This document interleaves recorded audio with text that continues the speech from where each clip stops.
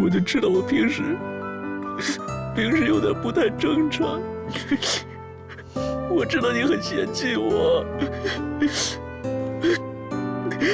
我今后一定改，一定会改。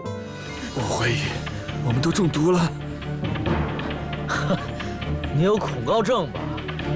中毒。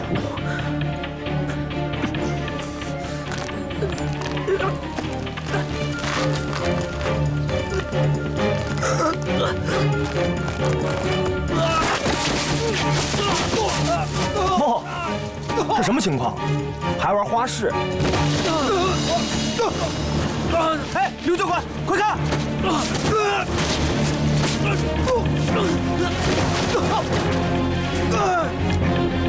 向好，小心！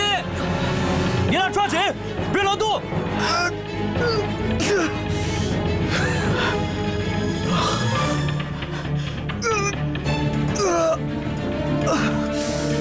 绳头，你没事吧？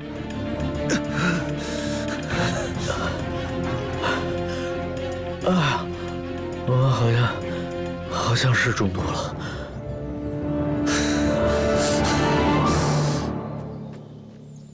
肖教官，你怎么来了？为什么有安全绳，他们两个却不用？嗨，他们两个要比，看谁厉害呢？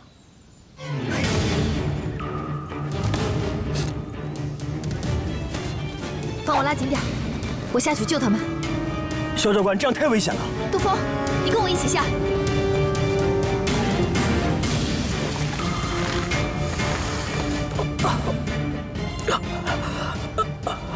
王金刚，你挺住啊，千万别摔死！我还没跟你比出高低呢。兄弟，救兵马上就来了。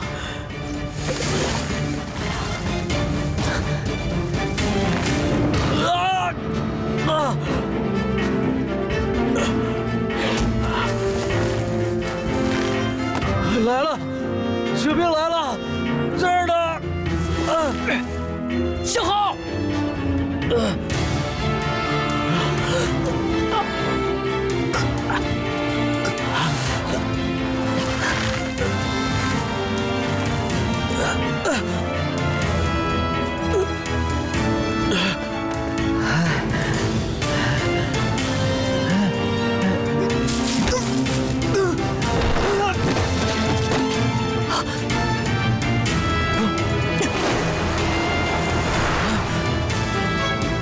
小心！小心！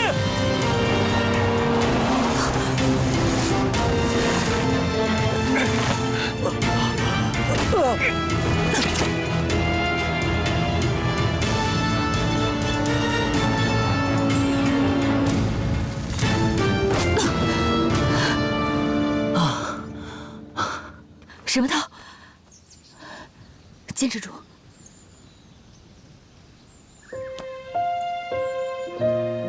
坚持住，沈文涛，沈文涛，喂，沈文涛，坚持住，坚持住。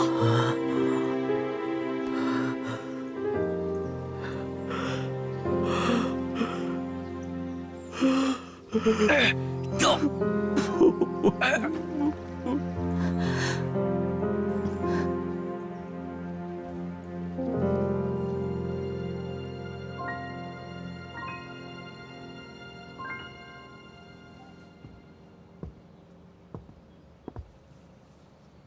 苏医生，请问他们两个到底怎么了？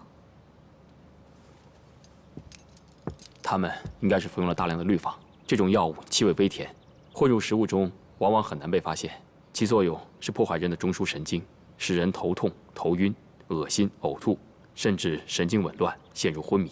服用后做剧烈运动的话，可是九死一生啊！他们这次能够成功的脱险，全都要感谢你及时的发现。那他们现在情况怎么样？我已经采取了急救措施，也洗过胃了。放心吧，过一会儿应该就能醒过来。苏医生，请问一下，这种氯仿在哪里可以买到？这种麻醉剂都是经过严格控制的，一般的药店根本买不到。像我们这种规模的医院呢，一般的护士和医生也是接触不到的。我想，一定是有人故意下毒害他们。苏医生，谢谢你，这件事情我会跟校方汇报的。好，需要我帮忙做什么，尽管跟我说。谢谢苏医生，麻烦。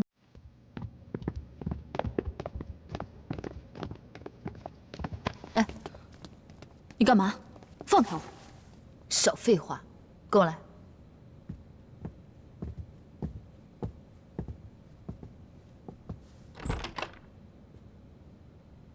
你知不知道，你今天差点害死了向浩和沈文涛？你说什么？我听不懂。你不要以为我不知道，你在向浩和沈文涛的粥里面下了毒。你有什么证据，这样污蔑我？我今天不去告发你，不是因为我没有证据，是因为向浩和沈文涛看在你哥的情分上，我不想伤害你。看在我哥的情分上，说的好听。他们对我哥哥有什么情分？我哥哥死了，他们还开开心心的活着。你和我谈情分？他们愧疚了这么久，为你做了这么多，不就是把你哥哥放在心上吗？你还要他们怎么样？心怀愧疚，我怎么没看出来？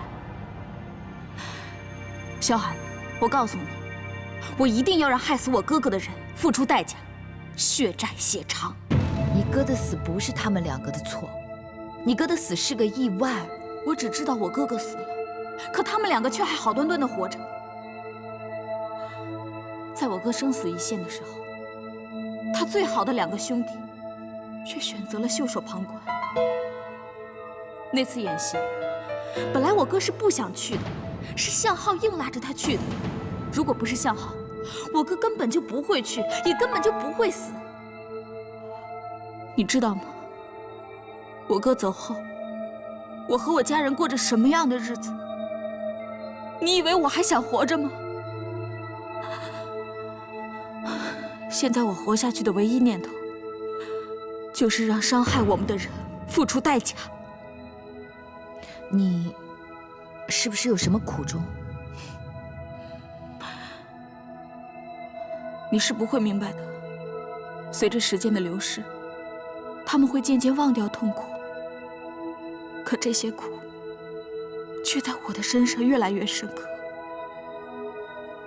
我知道你很痛苦，可是你不可以将这些痛苦加注到无辜的人身上。我想告诉你一句话：如果你再这样下去，有一天你会伤害到你自己的。你少来假惺惺这一套，你心里只在乎向浩和沈文涛。是，我承认在军校里面，我最在乎的两个人就是向浩和沈文涛。我希望你可以放下仇恨，如果你再敢伤害他们两个人的话，我也不会对你客气。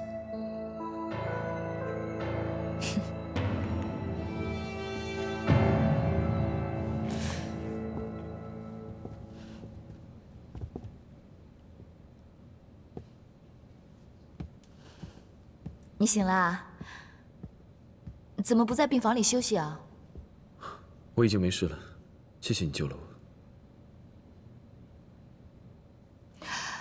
刚才我和薛少奇讲的话，你都听见了？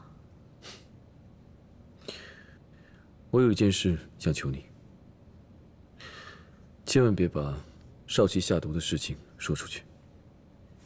薛少华的死是意外，人死不能复生。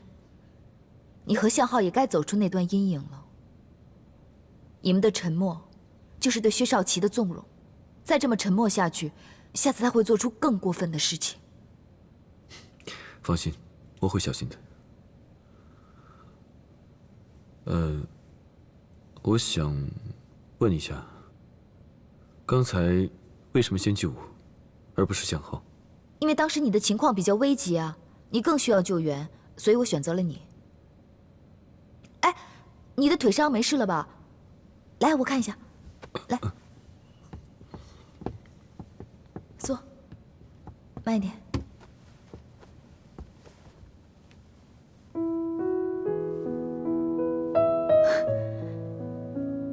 轻一点的。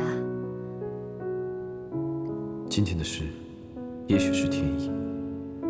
既然你在最后一刻没有放弃我，那我也永远不会放弃你。我发誓，从你救我的那一刻起，我也决定选择你。我会一辈子保护你，永远都不放手。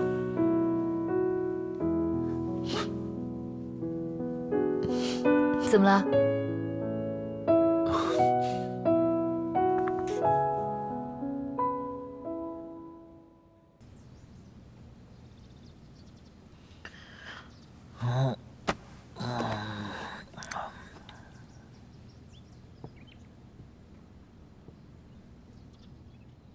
哎，肖教官，来看你的学生啊，怎么不进去啊？请问一下，那个向浩同学是不是病得很严重啊？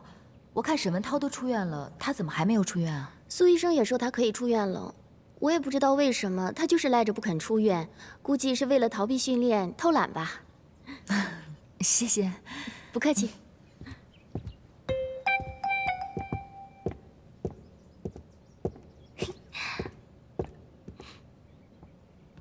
慢点儿。萧寒，我问你，你一边勾搭我哥哥，一边又来向浩这惺惺作态，到底什么意思？向浩和沈文涛都是我的学生，学生病了，我来看他们，有错吗？你虚伪，你这分明就是脚踏两只船，一边把我哥哥弄得晕乎乎的，一边又来勾搭向浩，你就是水性杨花，不检点。沈文宇，我再跟你说一次，向浩、沈文涛都是我的好朋友，虽然我没有必要跟你解释什么，但是我不允许你用这种无理取闹的态度跟我说话。我无理取闹？我哥对你那么好，你好意思辜负他吗？我警告你，向浩是我沈文宇的，你不要吃着碗里的还惦记着锅里的。哎，你干嘛呀？我还没说完呢。我水皮子都快磨破了，才能换来单人病房。向浩，下毒的事儿就这样了啊！肖教官说不许传出去啊。你听见没有啊？哎，知道了。这么精神，那赶快换衣服出院了啊！哎呀，太过分了！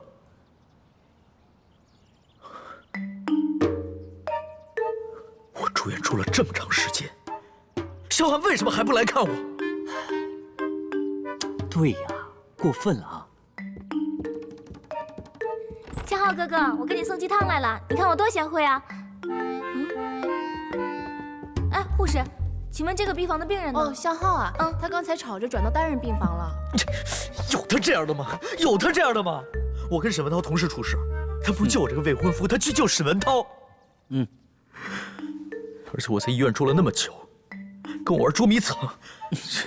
小白，我告诉你啊，你赶紧去给我告诉萧寒，我不用他来看我，我不用他来同情我。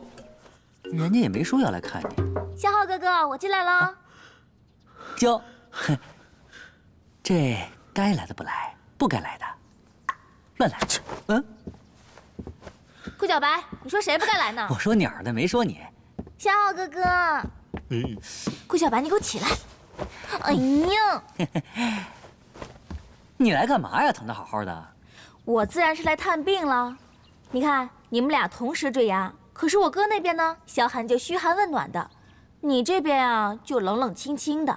不过还好有我，你看，我给你端来了鸡汤。我身体不舒服，你先回去吧。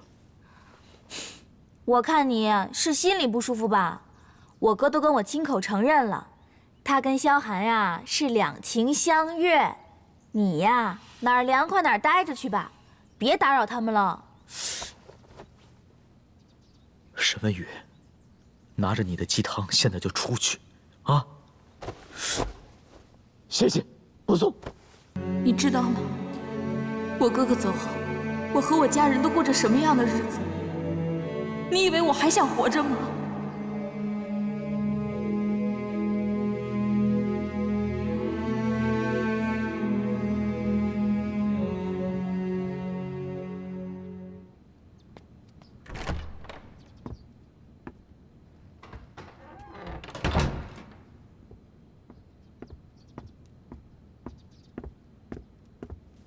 文涛，从食堂弄来的鸡汤，补补。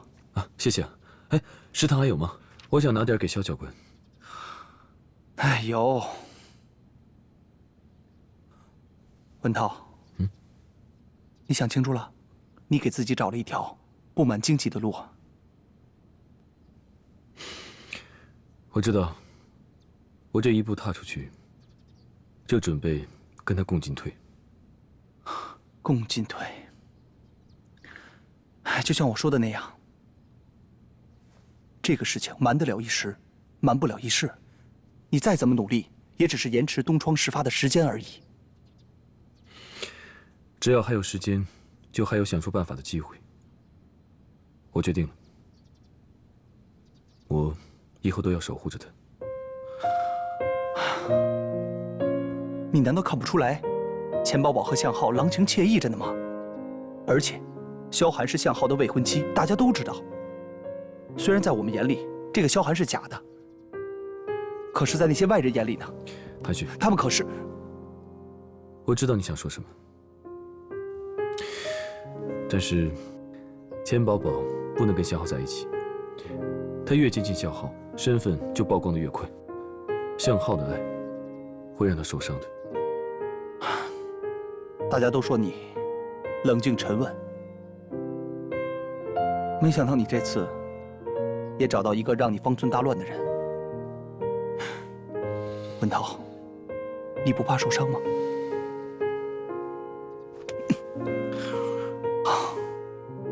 文涛，去吧，做兄弟的，支持你。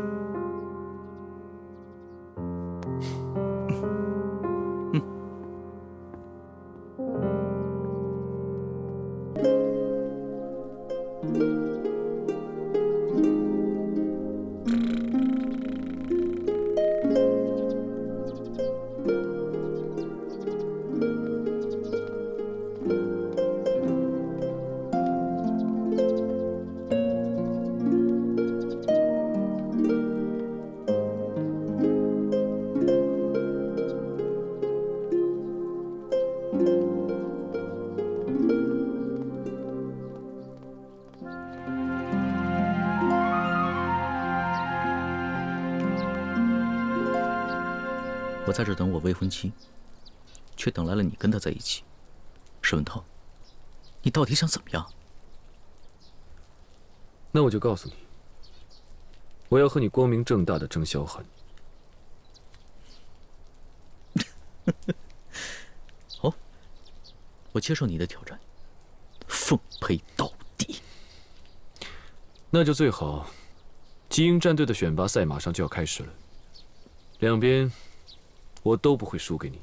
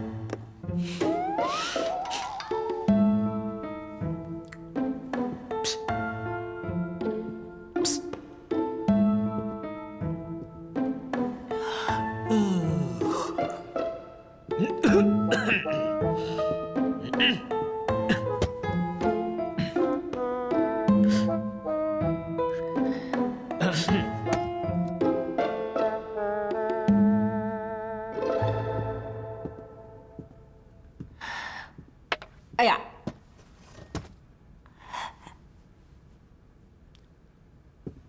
报告，顾小白作弊。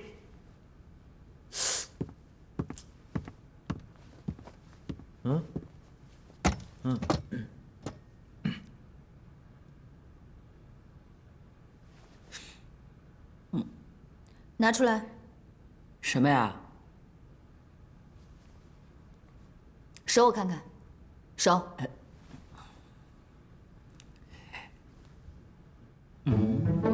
这是什么？这个是钢笔漏水了。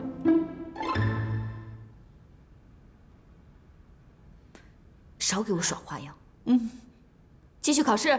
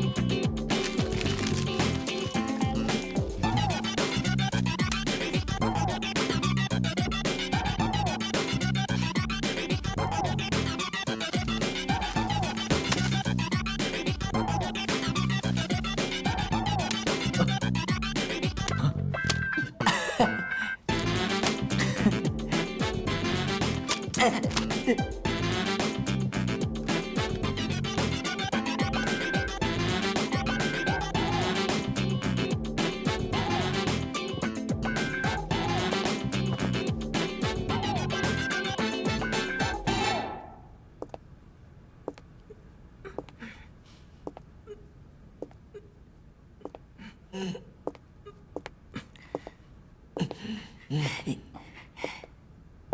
肖教官，你这是用私刑给我们？还是你们3个要我把你们考试作弊的事情报告给谢天骄知道？依照龙城军校的校规，考试作弊要怎么罚？到时候就不是顶花盆了，让你们顶3个雷啊！罚！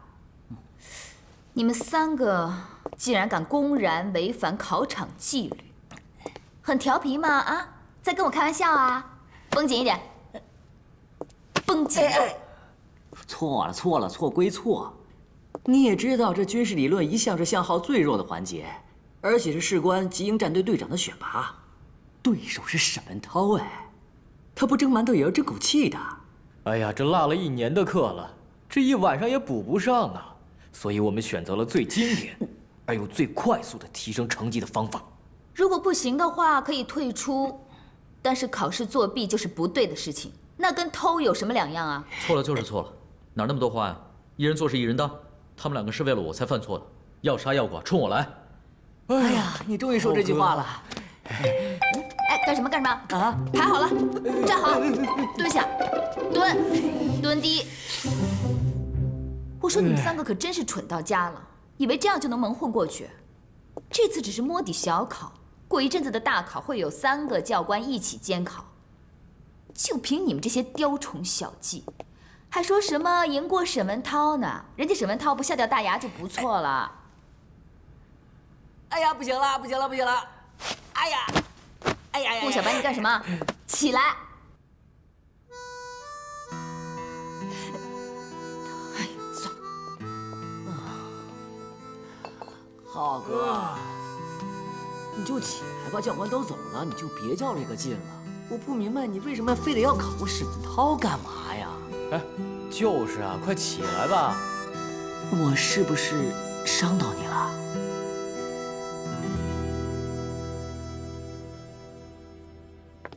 本来极鹰战队的选拔赛里是没有军事理论考核这一项的。在我的强烈要求下，教育督导同意了这个考核项目纳入选拔的范畴，而且作为极鹰战队预选赛的第1关，正合我意呀！来，干杯！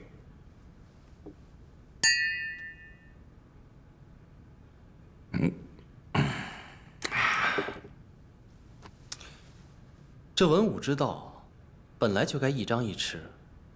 爹，您的提议，谁也没有理由反对。再说了，向浩这小子枪杆子够硬，但这笔杆子嘛，实在臭到家了。爹，您这招实在是高明。这次我倒要看看向浩这小子这一关怎么过。他一旦出局，那就只剩下沈文涛了。这下事情可就好办多了。但我还是有些担心。距离文化考试还有几天，你要密切关注萧寒的一举一动，别让他到时候再出来坏事。之前我也在担心这个，可是今天的理论考试，萧寒居然当场揭穿了向浩考试作弊的事。这么多眼睛盯着他，就算他有这个心，他也没这个胆干出当众包庇的事。这次的军事理论考核，我看向浩8成是过不了。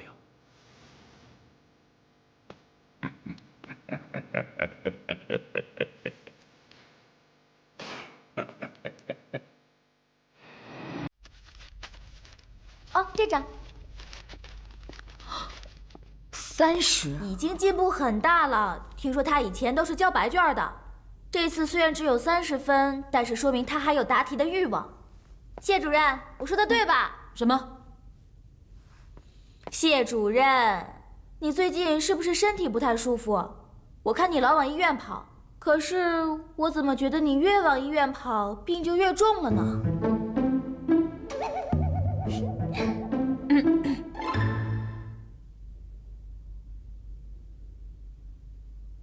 到底有什么办法能让向浩通过这次考试？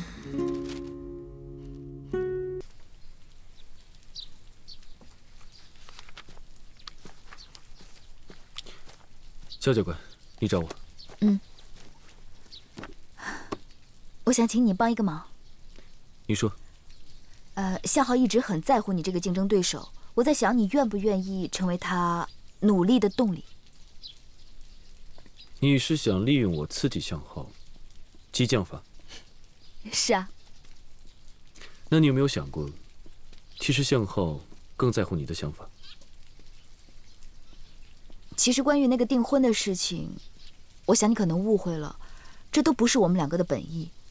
我跟向浩之间有着无法跨越的鸿沟，我们两个是不可能在一起的。你不用跟我解释的，我尊重你。你的要求我愿意帮忙。这么说你是答应我了？那我也要求你帮我个忙。向浩那么在乎你的想法，所以我的挑战再加上你的刺激，应该会有双重效果的。其实这个事情对你来说也挺不容易的，毕竟向浩是你最大的竞争对手。那就要看竞争对你来说是什么意义了。有些人觉得竞争是为了把别人踩在脚下，但我觉得竞争是一种督促自己进步的方式，所以放心，我一定会尽力帮他的。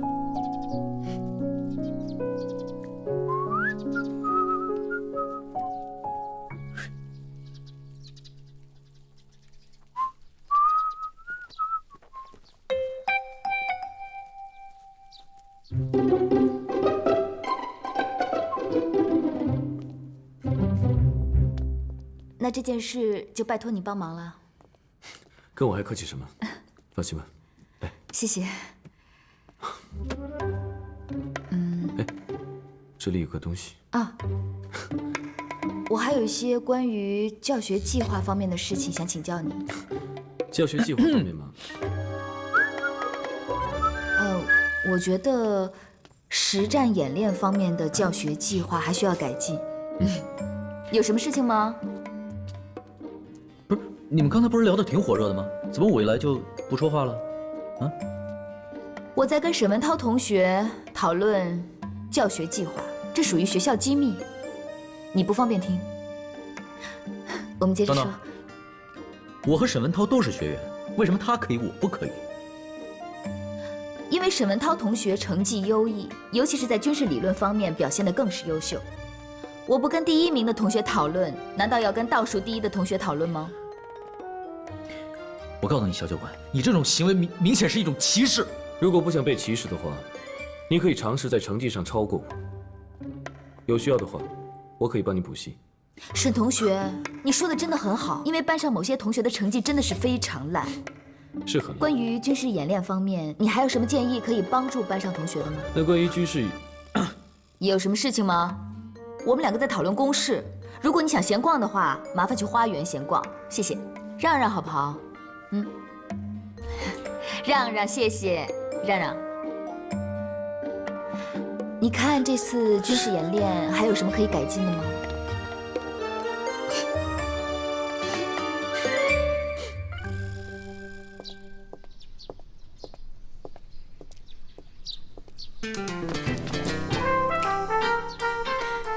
向同学，请问你有什么事情吗？不过除了学习上的事情，我们两个之间好像没什么交集。刚好你对学习又没有什么兴趣。我来是想问你一个问题。哦？什么问题？你是不是只喜欢像沈文涛那样的好学生？我是一个老师，而且我相信每一个老师都会喜欢像沈文涛那种学习好的学生。这么说你喜欢沈文涛了？是老师喜欢学生的那种喜欢，没有别的心思？关你什么事？这是我私人的事情，无可奉告。喂，如果我顺利通过军事理论考试的话，你会不会喜欢我？啊？你通过考试啊？你不作弊就不错了。谁呀？这回该让你看看我真正的本事了。你以为我第一天认识你啊？不要以为我不知道，你这个人一沾书就睡着了，头顶生木，脚下生手，眼高手低的家伙，不作弊就不错啦。不是，你别门缝里看人啊！等你通过军事理论的考试再跟我说吧，我还有事再见。我一定考过给你看一看。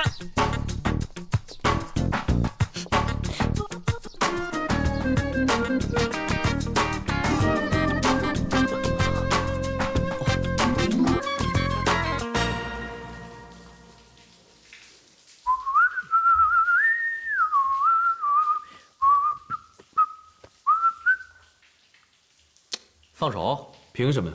因为这是我的。这里这么多毛巾，为什么这条是你的？因为我向好偏偏喜欢这一条。沈文涛，有些东西它不属于你，你就不要死缠烂打跟我争了好吗？拜托你先搞清楚这条毛巾究竟是不是属于你的。向好哥哥，我是你的，我是你的，为什么沈文涛他总是拽着我？听见了没有？它是属于我的。幼稚？谁幼稚啊？你不要再说我幼稚好不好？我很成熟。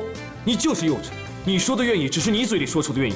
你有问过他的感受吗？你有尊重过他的意见吗？我很尊重他的意见，他就是属于我向浩的。2岁是我的，5岁是我的，80岁也是我的，200岁还是我的，下辈子也是我的，我的。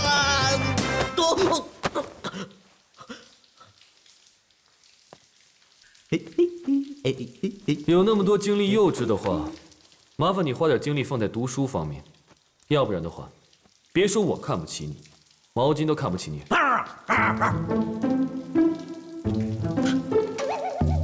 这毛巾是我。肖教官，不好意思打扰你了。是这样，我们想请你帮个忙。你看向浩现在啊，学习劲头是有了，不过呢，这个学习方法呀，看来还是差一点。你能不能帮他辅导一下？可是我不擅长军事理论啊。谁说的？你刚刚从德国留学回来，怎么会不擅长？就是，帮个忙吧，帮忙吧。那好吧。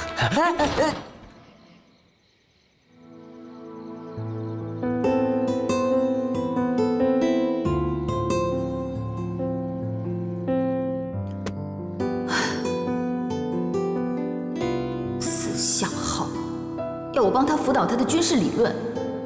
还不是我自己先辅导自己一遍，唉，真是自作自受。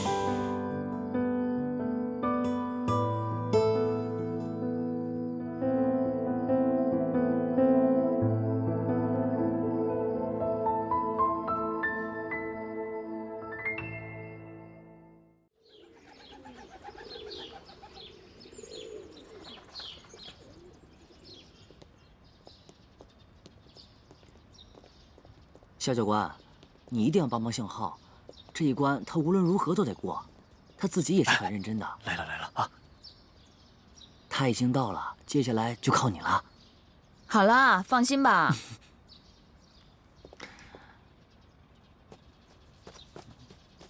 哎，肖教官，你来了，交给你了啊，拜托了，拜托了啊！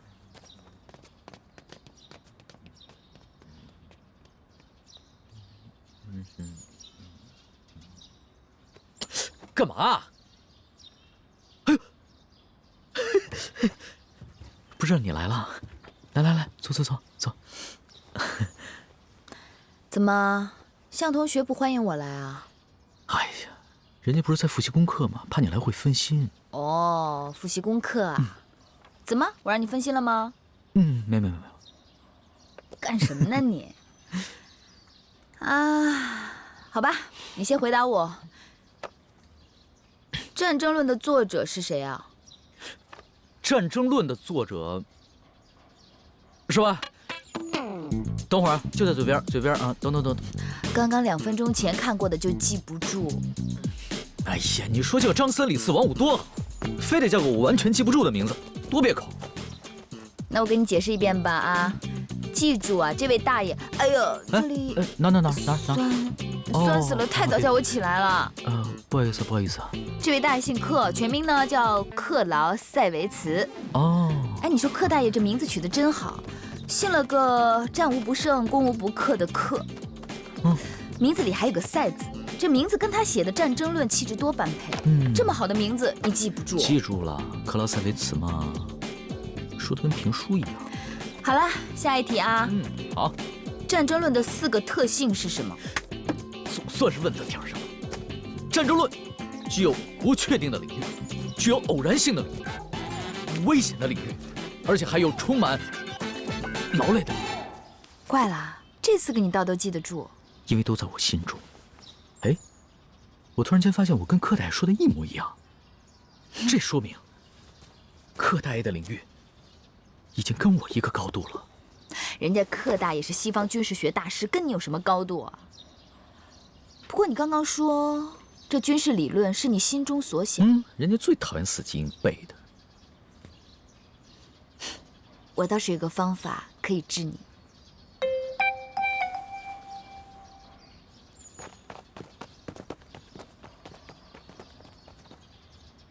向同学，现在麻烦你简述一下75毫米山炮的特点。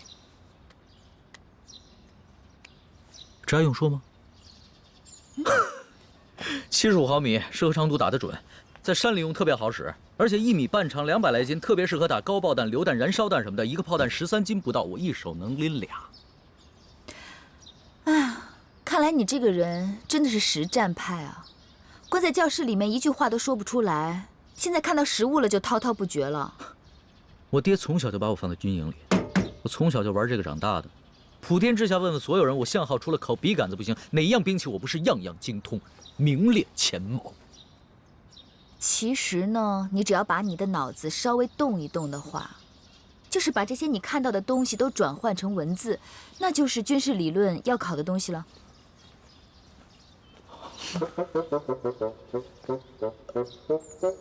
我还是不懂。就是把你会的这些东西转换成文字，那就是要的答案啦。哦，好了，你现在跟我解释一下炮兵射击诸元的过程。射击诸元啊？射击诸元是什么东西？那你就直接告诉我，如果想要打得准的话，要注意哪些问题？首先看看目标在哪儿嘛。用大拇指这么一测，测测风向，看看太阳在什么地方，剩下就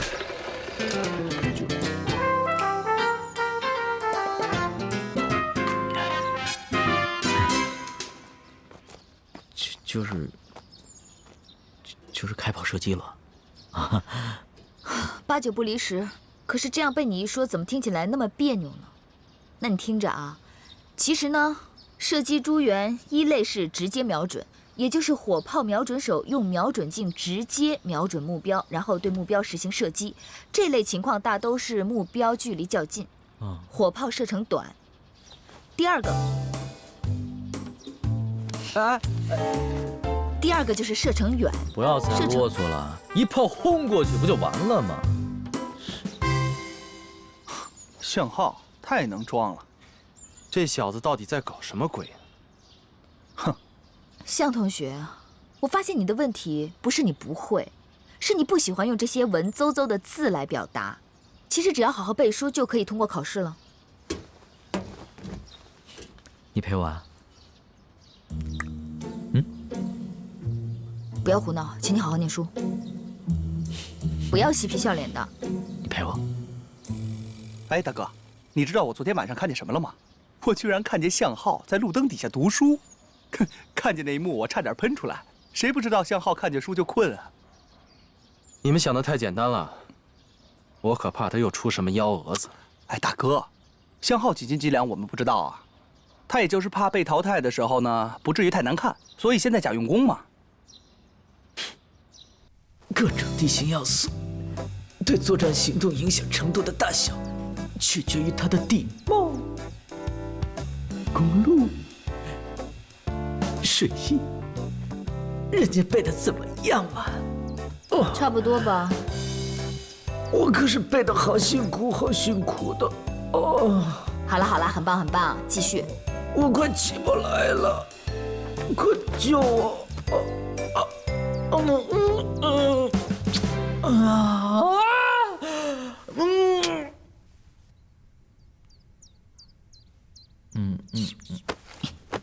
流氓！不要走，不要走，不要走，不要走，不要走，不要走嘛！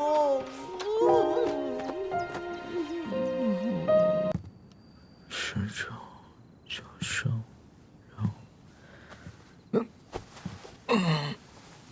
向浩，不容易啊，跟你相处这么久，头一次看见你这么用功读书。看来这爱情的力量还真是伟大。坏了。怎么了？有点困了。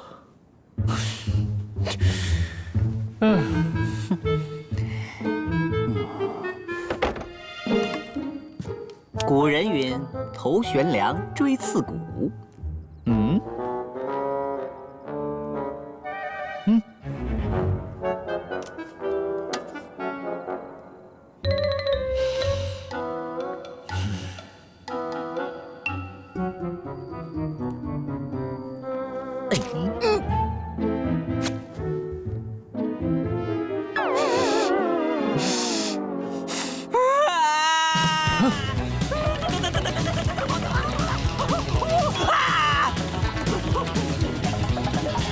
干嘛扎我？经过你这声长长的嘶吼，我突然神清气爽起来了。还给你。顾小白，大半夜的鬼叫什么呀？知不知道明天要考试啊？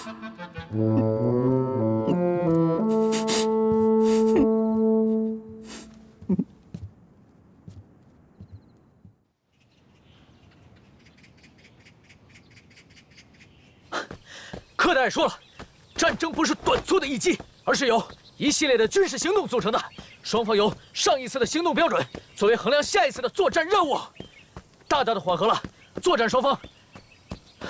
课代还说了，战争也绝对不是什么来着？战败国往往把失败看成是在将来的政治关系中还可以得到补救的暂时不幸。操场这么大，你离我这么近干嘛？不是我想贴着你，是我实在是看不下去了。战争论3年前我就可以倒背如流了。西游记我3年前还会背了呢。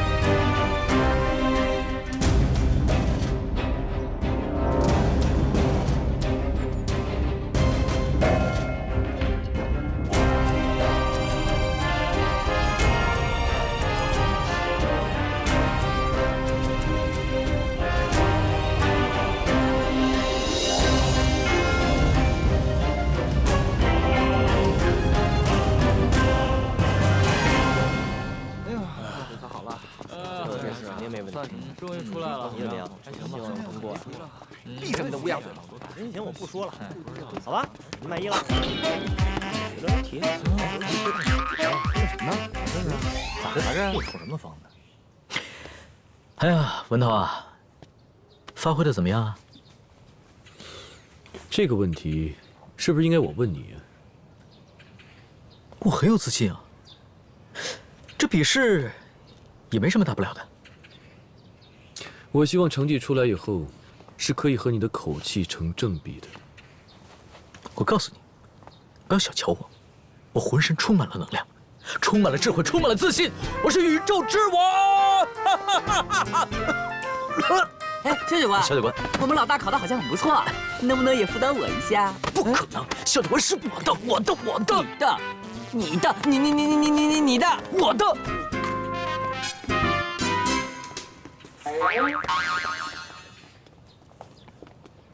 啊！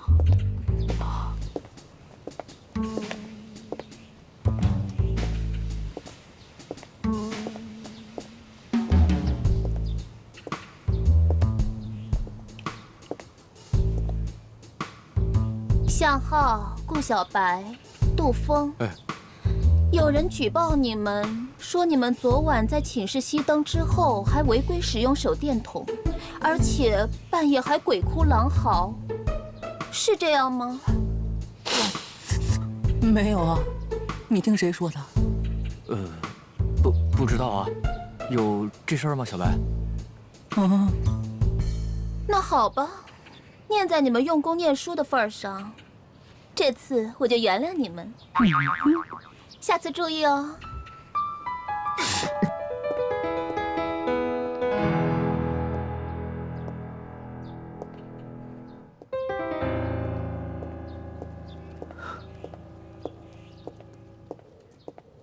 到底发生什么事了？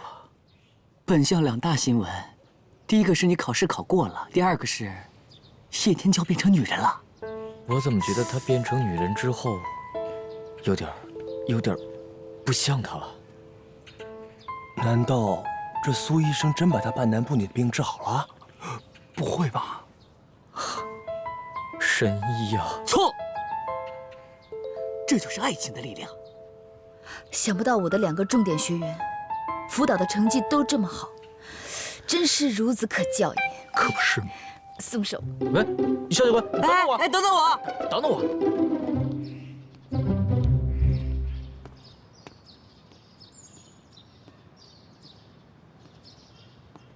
各位同学，第一轮军事理论的考核已经完成了。值得我们大家高兴的是，全体50名学员中，只有3人没有合格，其他学员全部通过了第一轮选拔。下面我念到名字的3位学员，对不起，你们的精英战队之路只能到此为止了。赵东、孙念军，最后一位吴长青。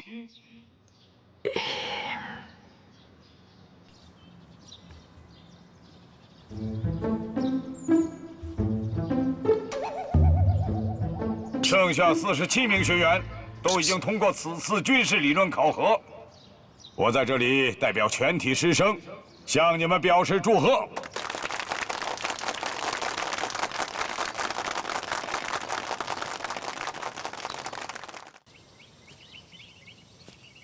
浩浩，小浩浩，我们去庆祝一下吧！你通过了这轮考试。没兴趣。哎，考得不错嘛，怎么没兴趣？这你就不懂了吧，顾小白。以前每天都有肖教官陪着他复习，现在人家成绩上去了，就不用复习了。所以他现在是在回忆以前美好的时光呢。原来是回忆过去呀。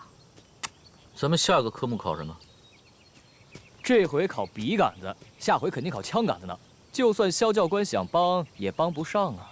你要是真想约他，就马上去约他，干嘛等他考试之前呀？时间可是不等人的哦，快去吧！我上次表白就被他拒绝了，这次他能约我吗？哎，怪谁呀？是不是怪你啊？说喜欢猪都不喜欢人家，我告诉过你要让人知道的嘛。就是，我和小白都觉得他对你有意思，要不怎么会没日没夜陪你复习呢？如果这都不算真情，那么问题来了，世间真情何在？哎，这次告白的话，一定要深情、浪漫，还要极致的肉麻。啊！不肉麻，不肉麻，不肉麻，一定要肉麻。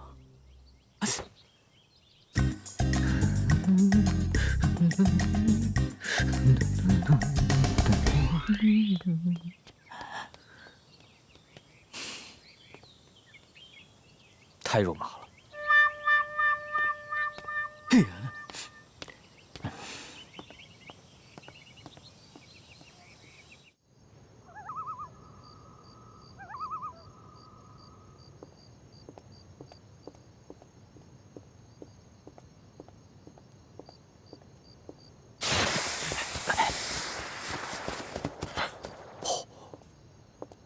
考试已经结束了，我们两个好像也没有必要再单独见面了吧？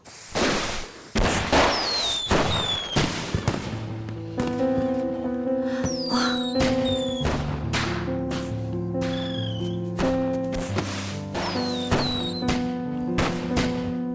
好漂亮哦！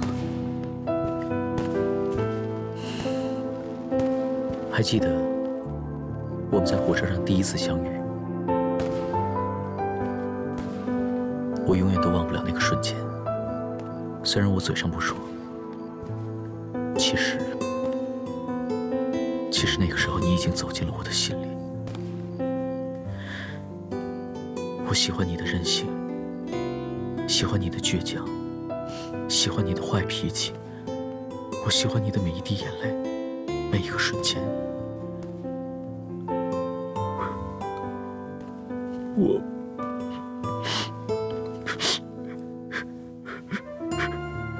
我就知道我平时有点不太正常。我知道你很嫌弃我，我今后一定改，一定会改。真的会改吗？我今天约你来，就是想告诉你，我取消之前跟你所说的取消婚约的话，我想以未婚夫的身份和你重新认识，行吗？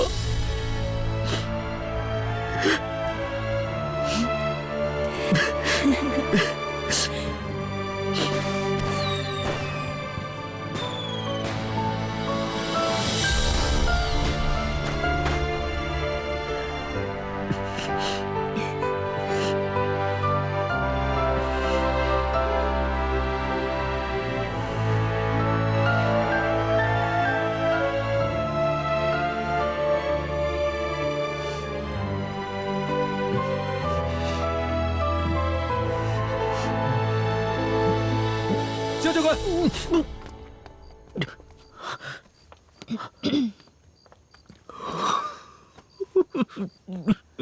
沈同学，有事吗？考试结束了，打算约你出去庆祝一下。听同学说你在这边，就过来找你了。沈文涛，今天对我来说特别重要，你能不能别来搅我的局啊？还有，我的未婚妻，你凭什么想约就约呀？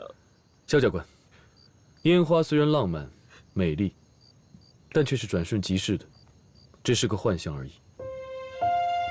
沈文涛说的对，我不是萧寒，不该沉迷在向浩的情感里，这样下去，只会害人害己。沈文涛，你到底在胡说八道什么呀？我不能答应你，不管你说的是真还是假，对不起，我不能答应你。你不答应我，不会是因为他吧？我不答应你，不是因为谁，是因为我们两个人不能在一起。不行，不。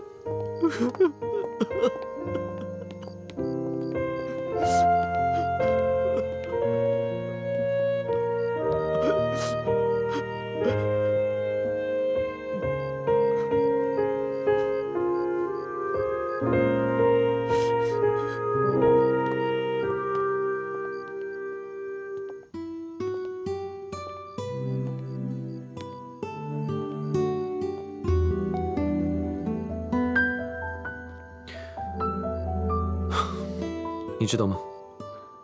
世界上有一种爱情，就像是飞蛾扑火，被一瞬间的明亮和温暖诱惑，但最终却会被伤得遍体鳞伤。在剧校里，我是一个没有资格谈论爱情的人。我不会跟向浩在一起，但也不会接受其他人的好意。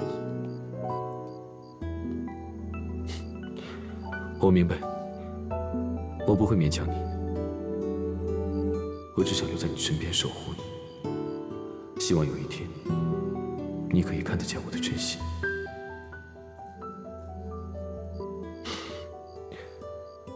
我送你回去吧。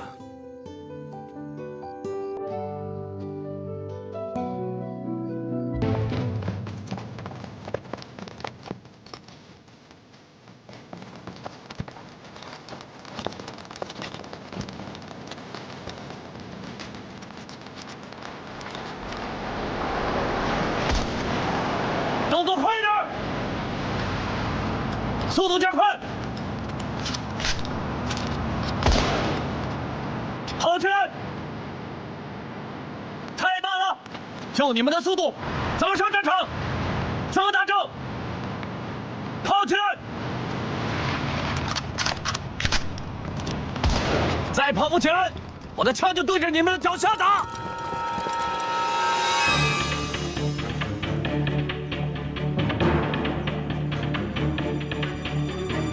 快，步调一致，跑起来！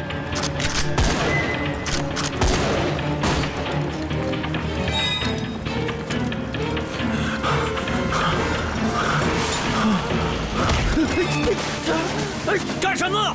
跟不上就不配待在龙城军校。走。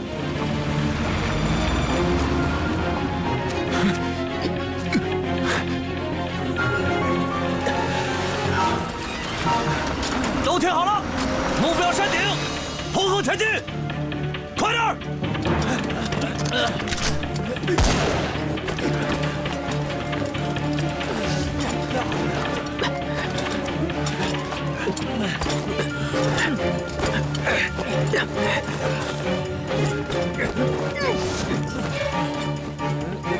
美人，快点儿！不想死的快点儿！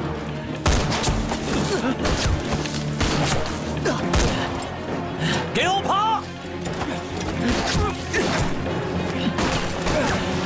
快！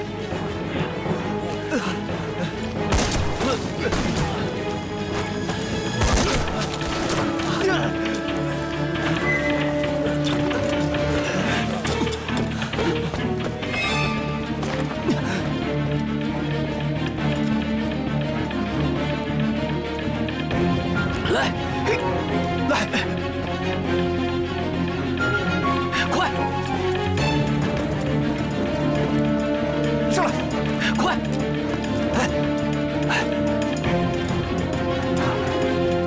走，快！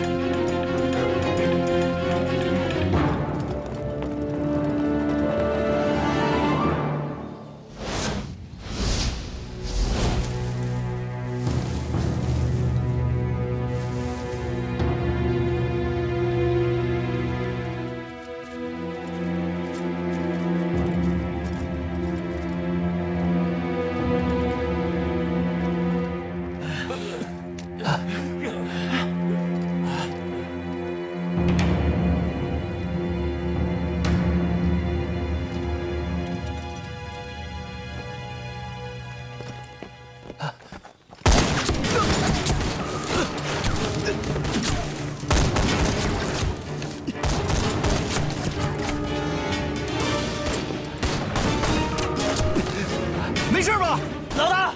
怎么办啊？10点方向，火力掩护。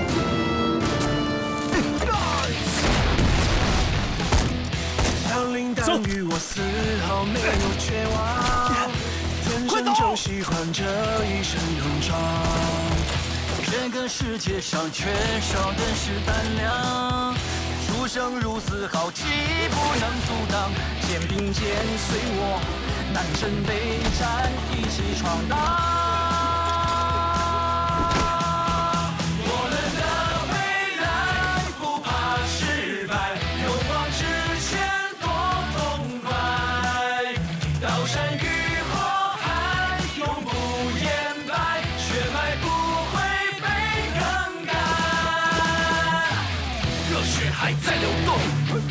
火不断升温。我们牢记使命，来去如风，战无不胜。走过患难重重，兄弟歃血为盟。我们下定决心，视死如归，冲锋陷阵。我们的未来不怕失败，勇往直前多痛快。刀山与火海，永不言败，血脉不会被更改。热血还在流动，战火不断升温。我们牢记使命，来去如风，战无不胜。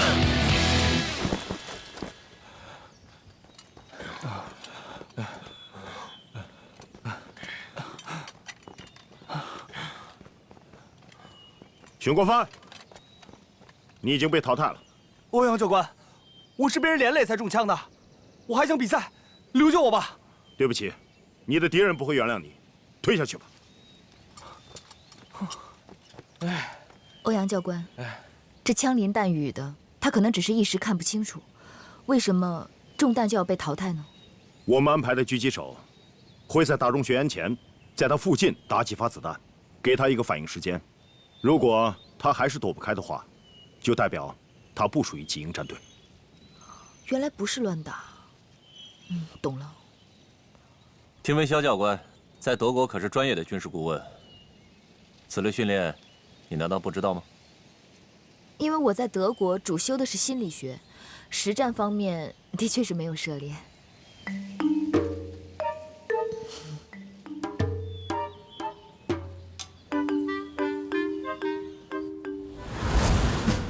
同学们，恭喜你们通过了精英战队第2轮的考核，剩余人数39人。今天我们在原地休整，明天一早回军校。所有人听好，今天晚上不提供晚饭，如果需要，必须以班为单位，自行在树林里解决，不可以擅自行动。等会儿薛护士会帮受伤的学员处理伤口。完毕，敬礼。礼毕，解散。哎呀，总算过了一关，还真是够累的。是。哎，护士站在那边。歇会儿。哦，好的。哎呦，好，疼死了。腿怎么样？没事啊。把你的借我。谢谢。我好饿，来口水喝。对。好的。哎呦！还好明天。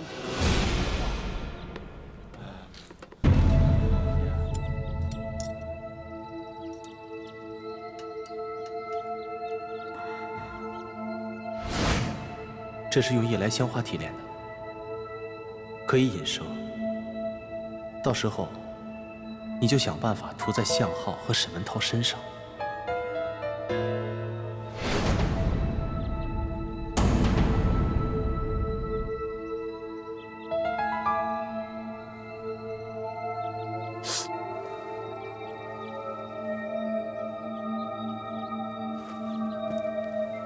好了，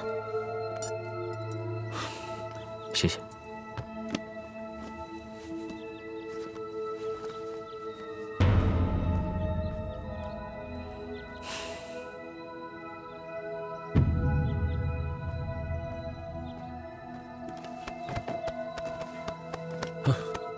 我不用了，小尚，你去帮其他同学处理吧。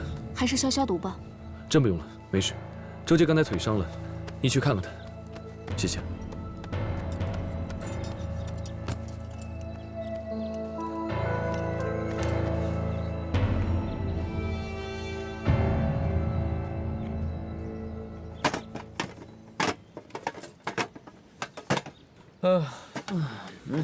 给你。我水壶里没水了，别喝我的吧。好。哎呀，咳嗽了，谢谢你啊。累呀，没事。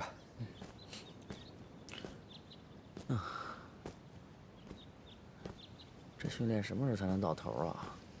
忍忍吧。啊，对呀。明天终于可以回军校了。受不了了，我的骨头都快散架了。趁热得些，好好该吃的嚼了。没问题，开玩笑呢。别嘴硬。还给我。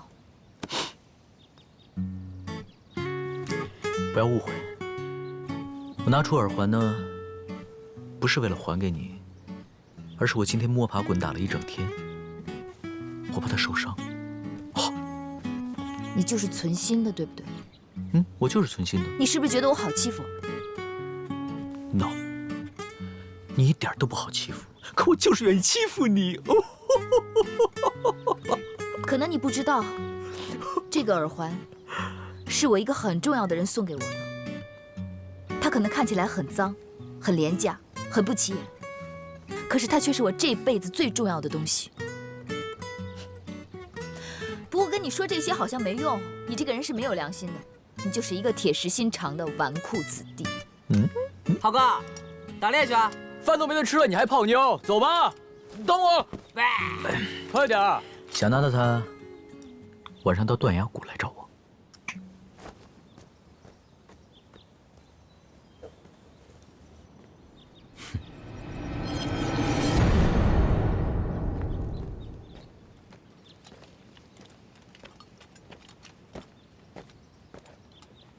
在想什么有心事？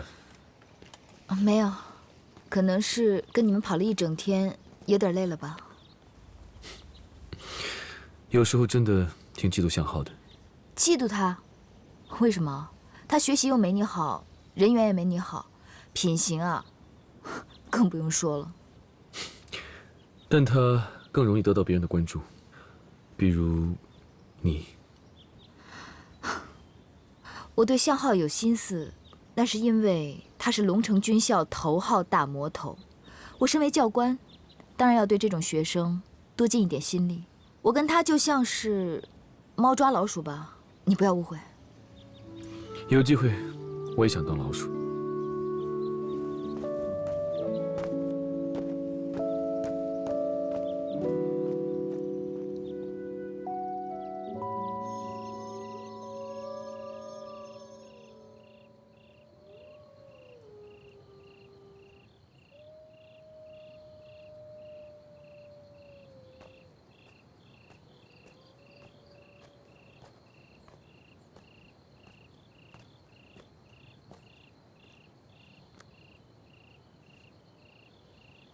来呀！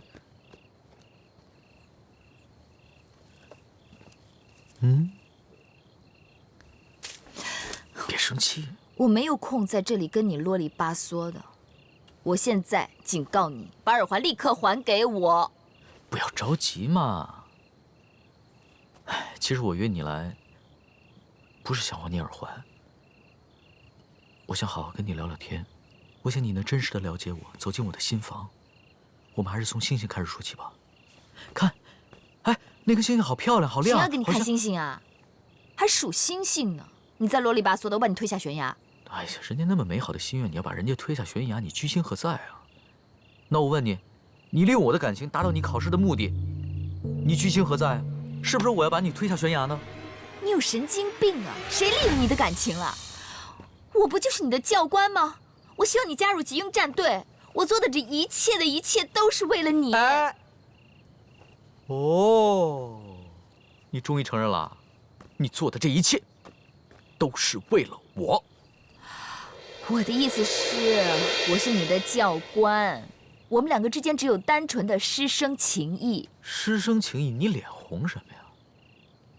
乌漆抹黑的，你哪只眼睛看见我脸红了？我发现你这个人真的好奇怪，明明心里有我。却不好意思承认，也不好意思说出口。没有，脸红了，肯定脸红了，肯定脸红了。我现在没有空跟你数星星，烦死了！我要回去。哎，说不过人家就想走啊？不行，不行，不行！你走开！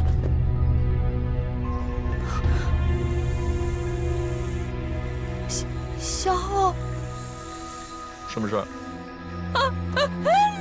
闪开啊！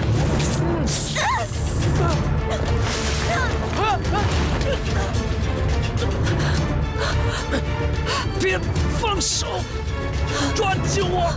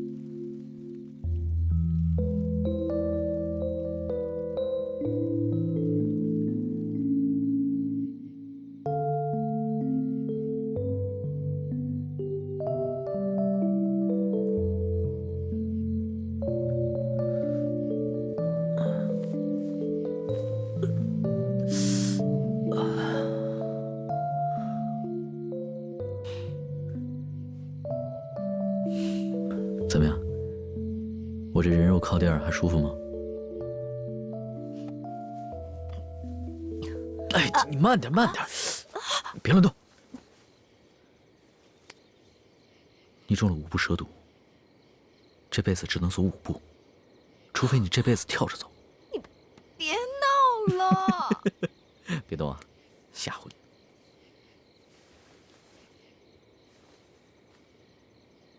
哎，你干嘛？我占你便宜也不会这个时候占你便宜啊！别乱动。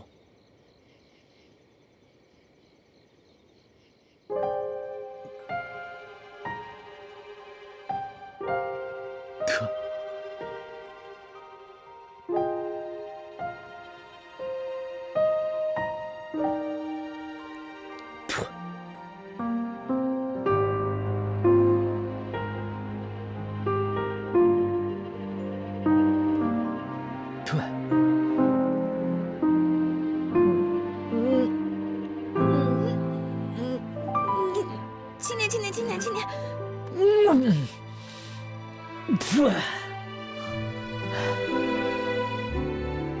好了，血也成红色的了，回去打1个血清就好了，小命保住了。行了，我自己来吧。别乱动！没想到你这么蠢，蛇咬你都不躲一下。我这都是为了你，狗咬吕洞宾。我更希望被咬的人是我。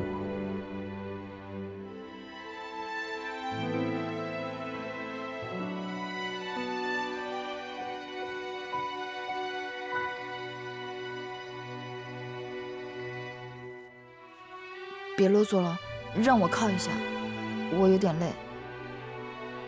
怎么，占我便宜啊？我困了，很想睡一下。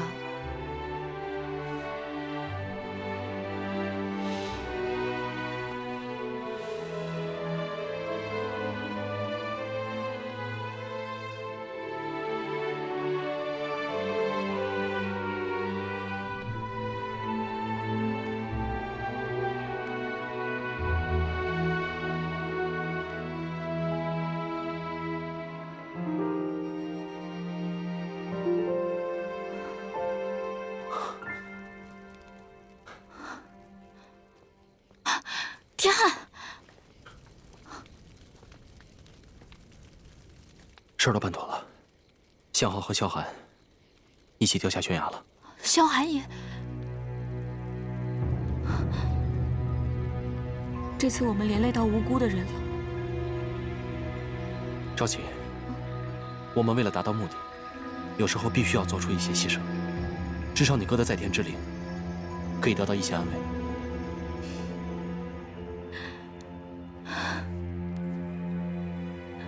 哥哥，妹妹已经替你报仇了。你的仇人已经死了一个，你看见了吗？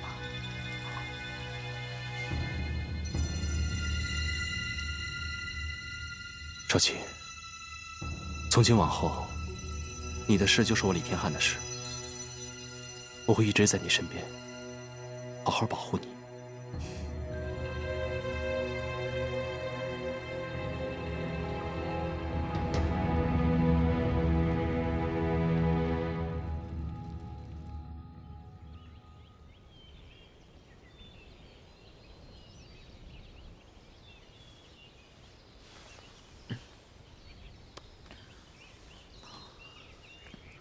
向浩，醒醒，我们得走了。走了，我们要回去了。我的头好晕，让我再睡一会儿。别睡了，我们两个失踪了1个晚上，估计大家都在找我们。别睡了，快起来，该赶路了。啊，走吧。你怎么了？不舒服啊？没事。怎么了？那走吧。走吧。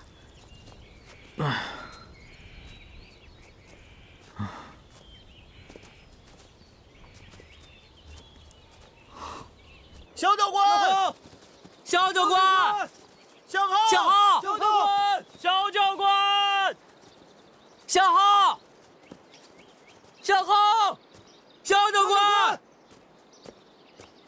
向浩，向浩，肖教官，肖教官，向浩，向浩。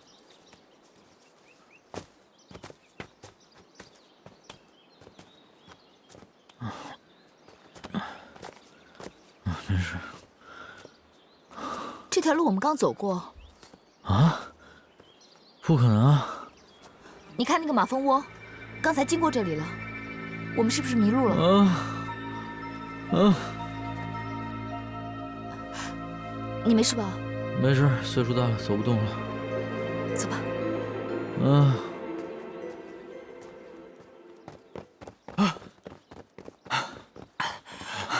怎么样？这儿过了，什么都没有。这一带地形极为复杂，很容易迷路，我们需要小心，而且要加快速度。欧阳教官，没有。欧阳教官，没有。搜索范围增加2公里。不管怎么样，正午12点回来集合。是，出发。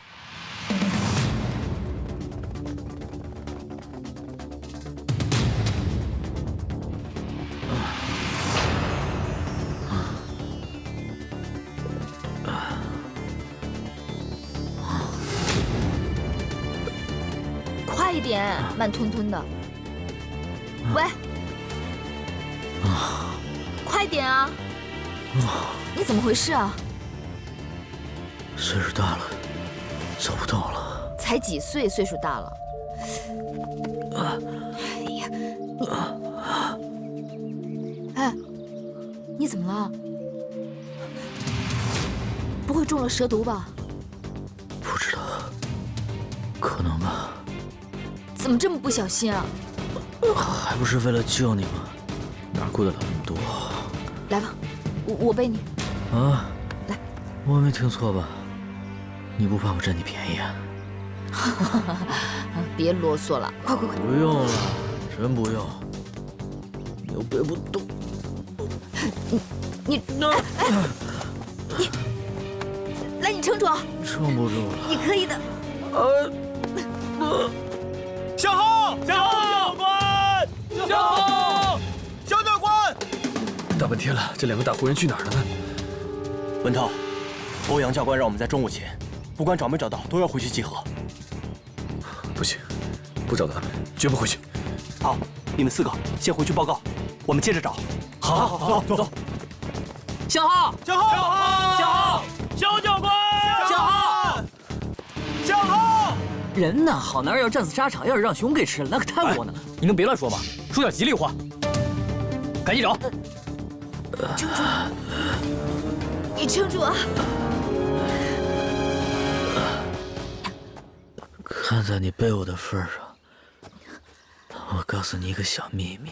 你别说话了，你撑住啊，很快就到了，撑住。你知道为什么我总是欺负你？因为只有这样，你才会跟我说话，才会吸引你的注意，一次次的来找我。你知道吗？我喜欢你的可爱，喜欢你为朋友两肋插刀时的真诚，我喜欢你楚楚可怜的样子，喜欢你的一切，我喜欢跟你在一起的每一个瞬间。